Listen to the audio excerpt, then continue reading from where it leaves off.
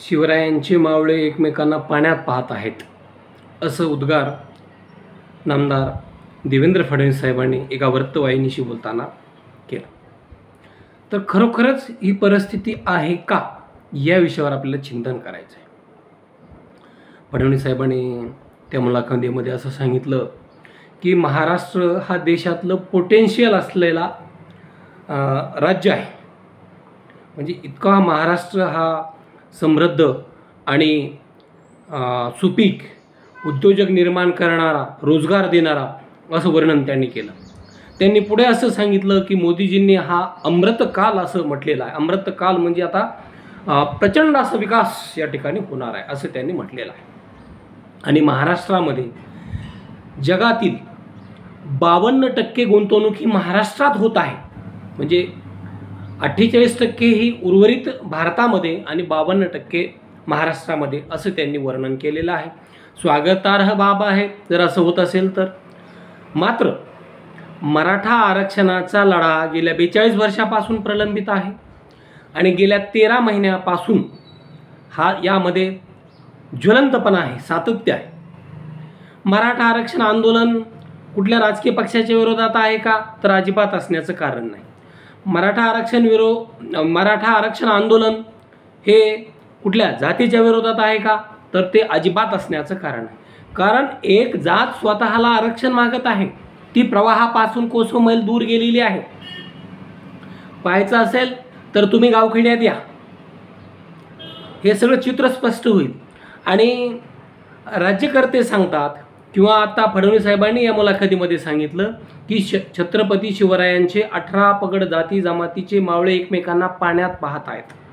म्हणजे त्यांना थोडक्यात असं म्हणायचं आहे की मराठा ओबीसी हा संघर्ष या ठिकाणी जागोजागी दिसलेला आहे. गावखेड्यात जे एकत्र राहत होते ते आता संशयाच्या नजरेनं पाहत आहेत असंही साहेब म्हणतात. साहेब, असं वास्तव नाही. वास्तव हे फक्त राजकारण्यांना दिसत नाही. सगळ्यात महत्त्वाचा मुद्दा आहे की त्यांना ते पाहायचं नाही. त्यांनी मीडियामध्ये जे चित्र रंगवलं जातं आहे तसं वास्तवात नाही. वास्तवामध्ये आजही ओबीसी आणि मराठा बांधव हे एकमेकांच्या खांद्याला खांदा लावून या ठिकाणी प्रगती करत आहेत. याचा एक बैल असेल तर मराठ्यांचा एक बैल असेल तर ओबीसी बांधवाचा दुसरा बैल आणि दोघांचे मिळून आवती हाकत आहेत. सकाळून दुपारपर्यंत एकाच्या शेतामध्ये पाळी घातली तर दुपारून संध्याकाळपर्यंत दुसऱ्याच्या शेतामध्ये पाळी घातली जाते. एखाद्याच्या विहिरीतून मोटर, म्हणजे ती ओबीसीची असेल किंवा मराठा बांधवाची असेल, ती वर घ्यायची असेल तर मराठा आणि ओबीसी बांधव, तिथं 2-3 मराठा बांधव असतील, 2-3 ओबीसी बांधव असतील, ते सगळे मिळून दोरीनं ते वर ओढत आहेत. एखाद्या बोरमध्ये मोटर वर घ्यायची असेल बोरमधून तर तिथंसुद्धा मराठा आणि ओबीसी बांधव त्या ठिकाणी आहेत. कुठल्या लग्न कार्याला, एखाद्या मराठा बांधवाच्या लग्न कार्याला काही पैसे कमी पडले तर ओबीसी बांधव त्या ठिकाणी उसने म्हणून देत आहे. ते उपकार म्हणून नाहीत पण उसने म्हणून देत आहे. आणि ओबीसी बांधवाला सुद्धा मराठा बांधव उसने म्हणून देत आहे, उपकार म्हणून नाही.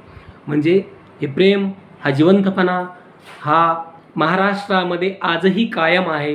फक्त राज्यकर्त्यांना तो पाहायचा नाही. म्हणजे सत्ताधाऱ्यांनाच नाही तर विरोधी पक्षसुद्धा तेवढे जबाबदार आहेत. मराठा समाजानं आरक्षण मागणं हे चुकीचं आहे का? एखादी संवैधानिक अधिकार मागणं हे काय वावगं काय आहे? आणि तो का मागतोय? कारण तो आता प्रवाहाच्या बाहेर फेकला आहे. आणि आरक्षणाचे निकष मराठा समाज पूर्ण करतोय का? तर हो, आरक्षण देण्यासाठी निकष आहेत.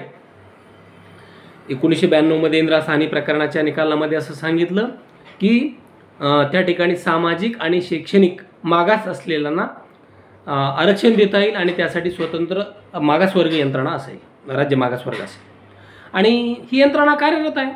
मग आता नेमकी अडचण आली कुठं? मराठा समाज मागासही ठरवलेला आहे. मात्र मराठा समाजाला जाणून बुनून 50%च्या वरचं आरक्षण कुणी दिलं? फडणवीस साहेब सांगतात की मराठ्यांना महाराष्ट्रात मी पहिल्यांदा आरक्षण दिलं. होय साहेब, आपण दिलं, परंतु साहेब ते 50%च्या वरचं का दिलं हा सगळ्यात मोठा प्रश्न आहे. कारण न्यायालयानं वारंवार सांगितलेलं आहे, सर्वोच्च न्यायालयानं सुद्धा सांगितलं आहे की 50%च्या वर आरक्षण असू नये. आपण सांगता मी असताना ते दिलं, उच्च न्यायालयात टिकून दाखवलं, मी मुख्यमंत्री असतानाही टिकलं आणि नंतर काय झालं माहीत नाही. मग किंवा ती सगळ्यांना माहीत आहे असंही आपण म्हणतो. मग साहेब आता आपण राज्यामध्ये सत्तेचे सर्व आहात. जरी आपण उपमुख्यमंत्री असलात तरी आपण 106 आमदार असलेल्या सत्तेतील घटक पक्षाचे प्रमुख आहात आणि केंद्राचा वरदहस्त आपल्याकडे आहे. आपण मोदी साहेबांकडं, आपण अमित शहा साहेबांकडे टाकलेले शब्द खाली जात नाही, वाया जात नाही. मग आपणही मार्ग काढू शकता. आजही मराठा समाजाचं क्युरेटिव्ह पिटिशन तिथं पेंडिंग आहे सर्वोच्च न्यायालयात. कारण दाखवा ते साहेब. म्हणजे काय बोलायचं एक आणि वागायचं एक, हा दुटप्पटीपणा आपण सोडला पाहिजे. साहेब आपण अतिशय चांगले विकास प्रकल्प राबवले, पण एक छोटीशी गोष्ट आपण करू शकला नाहीत. ही खंत आहे. मराठा समाजाला आपण आरक्षण, टिकणारं आरक्षण, 50%च्या आतलं आरक्षण आपण देऊ शकला नाही. दुसरी गोष्ट, ज्या वेळेस मराठा समाजाचं आंदोलन निर्णायक वर्णावर पोहोचलं त्यावेळेस साहेब आपल्या आशीर्वादानं, आपल्या पक्षानं बावनकुळेच्या नेतृत्वाखाली ओबीसी जागर यात्रा काढली. मग मराठ्यांना हा विरोध नाही का साहेब? बरं, याच यात्रेच्या समारोपात आपण सांगितलं की भारतीय जनता पक्षाचा DNA ओबीसी आहे आणि भारतीय जनता पक्ष हा ओबीसी एनटीमुळं सत्तेत आहे. आपण बोलता जो ओबीसी हित की बात करेगा वही देश पे राज करेगा, हे आपले स्टेटमेंट व्हायचं आहे. एवढंच नाही तर ज्या वेळेस मराठा आंदोलन सुरू असताना आपल्याच सरकारमधला एक ज्येष्ठ मंत्री उठतो आणि आता दहशत माजवावी लागेल, आता करेंगे या मरेंगे असं करावं लागेल, एवढं स्फोटक बोलतो. अक्षरशः तो गृह मंत्रालयाला धारेवर धरतो, जे मंत्रालय आपल्याकडे आहे. तो अंतरवाली सराटीमध्ये त्या गच्चीवर दगडाचा ढीग आहे म्हणतो. मग गृह मंत्रालय करतंय काय? मग आतापर्यंत ते दगडं आपल्या पोलीस विभागाला का सापडले नाही साहेब? हे जाणून बुजून काय निर्माण केलं जातंय? एवढंच नाही, आपल्या पक्षाचे खासदार असलेले रामदास तळस साहेब त्या ठिकाणी येतात. आपल्या पक्षाचे आमदार, त्यामध्ये आशिष देशमुख असेल, देवयानी फरांदे असतील, त्यामध्ये पडळकर असतील, हे त्या विरोधात येतात. मग आपण करता काय साहेब? आपल्याकडं असलेलं ग्रह खातं प्रचंड मराठा समाजाला जनावरासारखं धोपटतं. शांततेत बसलेल्या अंतरवाली सराटीतल्या आंदोलकांना धोपटतं, त्यांचं रक्त काढतं, त्यांचे हात मोडतं, त्यांच्या बरगाड्यापर्यंत छर्रे जातात. त्यावेळेस आपण काय करता साहेब? एवढंच नाही साहेब, अंतरवाली सराटीमध्ये आत्ता 6वं जरांगे पाटलाचं आमरण उपोषण सुरू असताना आपल्याला माहीत आहे, आपल्याला कल्पना आहे, आपल्याकडं सगळं गुप्तचर यंत्रणा आहे.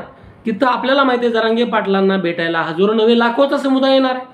मग तरीही आपण 1 किलोमीटर अंतरावर मंगे शासनाला उपोषणाला परवानगी देताच कशी आणि दुसऱ्या किलोमीटर अंतरावर हाकेला देताच कशी? हाही मोठा प्रश्न आहे साहेब. आपण एवढ्यावर थांबत नाहीत, तिथला रस्ता पोलीस बंद करतात बॅरिकेड्स लावून. का तर वाद होईल. तुम्ही बसवलेच का तिथं? हाय मोठा प्रश्न आहे. राज्य शिल्लक नाही का? हा एक दुसरा प्रश्न आहे.